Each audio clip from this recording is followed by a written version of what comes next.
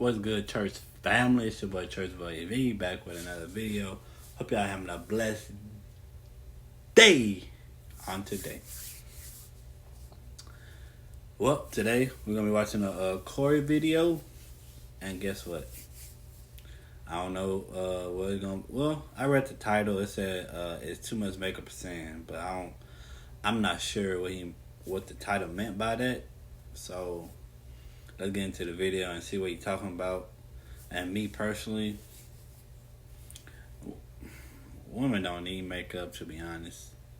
And they do put makeup. They don't have to put that much.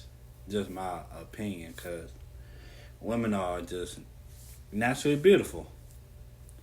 Like, just be natural. But I understand some women gotta follow the trend, and some women say it's for themselves, and this and that. But as a Christian man, women don't really have to wear makeup, to be honest. That's just my opinion, though. But it's up for, I guess, debate at the end of the day, because some women say, "Oh, I don't put on for men and this and that," but that's either here or there. So let's see what Corey talking about. Send professional invoices and get paid faster, all with the QuickBooks Commercial. mobile app. Easily create and send invoices. It should be to accentuate the positives. It should be to enhance certain things. It should not be to present something that's not there. Makeup is not to alter or to give a false presentation of a person, because what happens when the makeup is gone?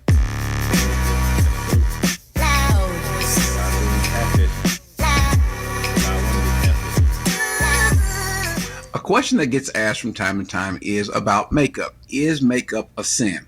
Or probably even more practical, a better question is wearing too much makeup a sin? Can it be a sin? Because makeup in and of itself, no, that's not a sin. But could it cross the line? Well, anything that you do in excess can cross the line and become a problem. Now, so let's just go ahead and look at what the Bible says about makeup. Not a lot, but there are some allusions to it in terms of how it's being used. Now, one of the things that you'll probably think of when you think of makeup and the Bible, especially a negative use of it or a negative view of it, will probably stem from Jezebel and her makeup, what she puts on. And so when we go to 2 Kings 9:30, this is where she is getting ready to be killed. She knows she's going to die. And so chapter 9, verse 30, when Jehu came to Jezreel, Jezebel heard of it, and she painted her eyes and adorned her head and looked out the window. And so what she's doing is she knows death is impending. So what does she do? She puts on makeup. She arranges her face almost in a defiant sense because she wants to kind of look like she's not concerned or what have you. Well, from there, we get this understanding, this view that makeup is a bad thing. And so in the past, you've heard people say that those that put on makeup or too much makeup, you look like a Jezebel, you look like Jezebel. That's where this comes from. What she did in and of itself wasn't necessarily wrong or a bad thing. What she was doing is just making her face up, but she was doing so to be defiant to, well, if you're going to kill me, I'm still going to look like I'm not dying. And so what she was basically saying was that even though I'm going to die, I'm also going to look good dying. That's kind of her point. And so is that a sinful thing? Well, she was dying not because of the makeup. She was dying because of who she was. But the point is makeup is the makeup that she put on. Is that a bad thing? Well, there's other passages that talk about makeup. For example, in Jeremiah 4:30, we see this speaking about Israel. But it says, "And you, O desolate one, what will you do? Although you dress in scarlet, although you decorate yourselves with ornament of gold, although you enlarge your eyes with paint, in vain you make yourself beautiful. Your lovers despise you. They seek your life." In and of itself, those things are not necessarily bad things. Now, notice what he says. And some of these things we can kind of see happening today. It says, will you dress in scarlet? In other words, putting on your best. Is that a bad thing? No. Decorate yourself with ornaments of gold. That's not necessarily a bad thing. That can be. We'll come to that in a second. Although you enlarge your eyes with paint. In other words, you accentuate your eyes. Is that a bad thing? Well, no. In vain, you make yourself beautiful.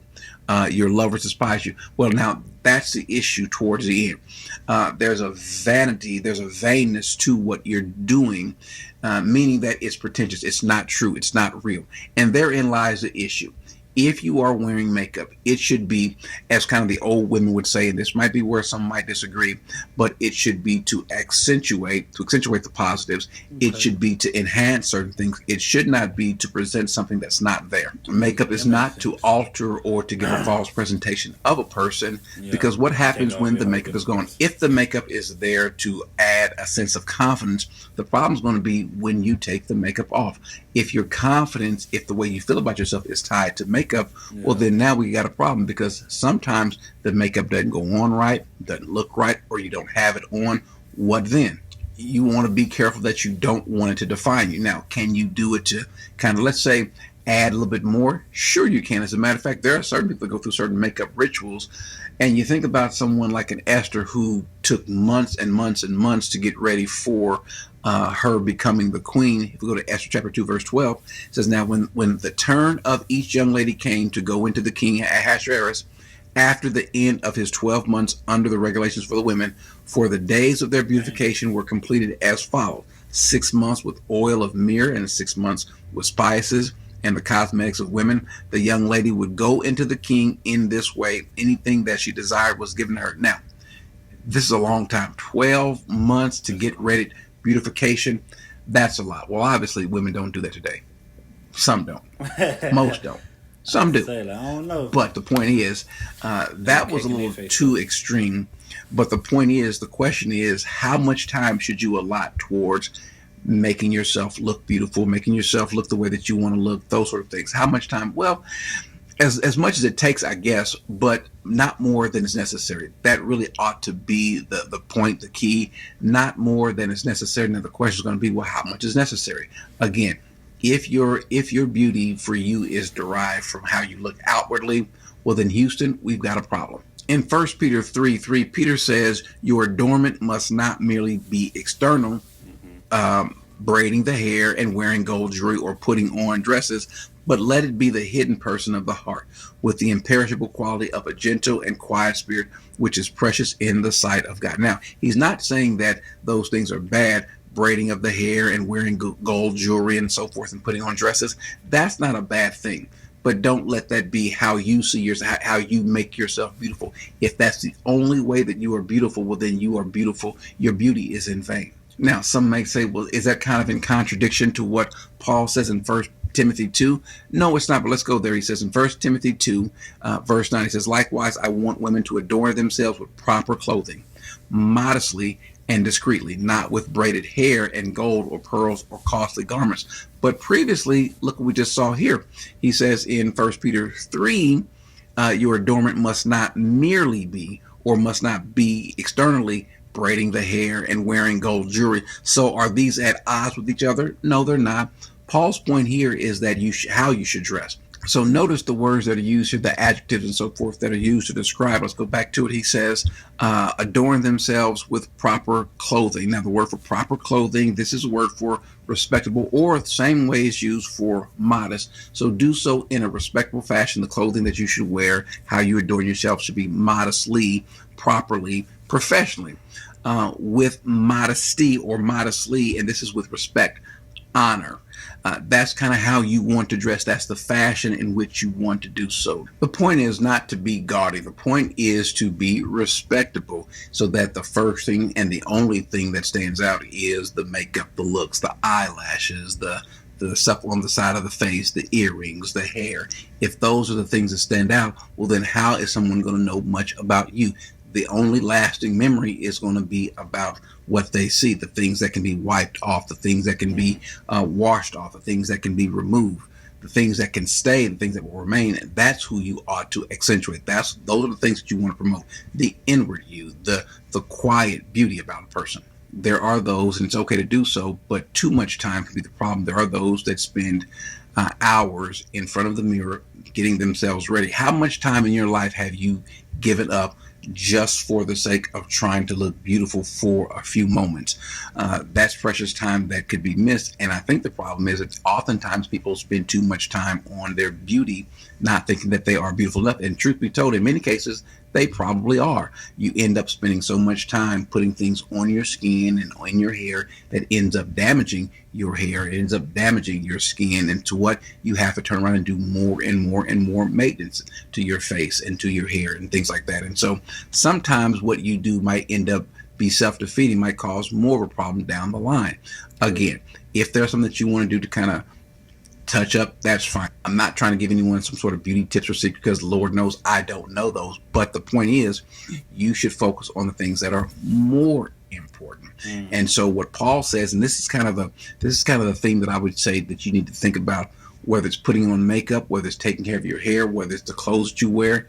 Paul says this in 1 Corinthians 10:31, whether you eat, whether you drink, whatever you do, including makeup, including hair, including jewelry, including your clothes, do it all to the glory of God. Whatever you do, you want to glorify God. And so if you think that what you're doing in the mirror is glorifying God, well then amen.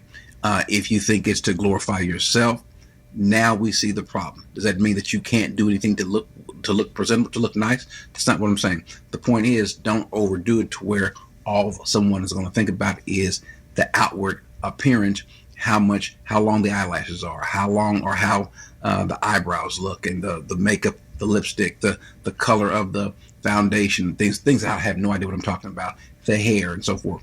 That shouldn't be what someone remembers. It shouldn't be that you are two different people depending upon the time of the day, because it depends upon how much makeup you have on or when you have on makeup. You should be who you are all the time, and you don't want to present a false image of yourself. And so I would say those would be the things that you should remember. But above all else, do everything to glorify God. So is makeup a sin? No. Is too much makeup a sin? It could be, but I'll let you guys be the judge of that. But just take those things. Okay. You made a lot of sense.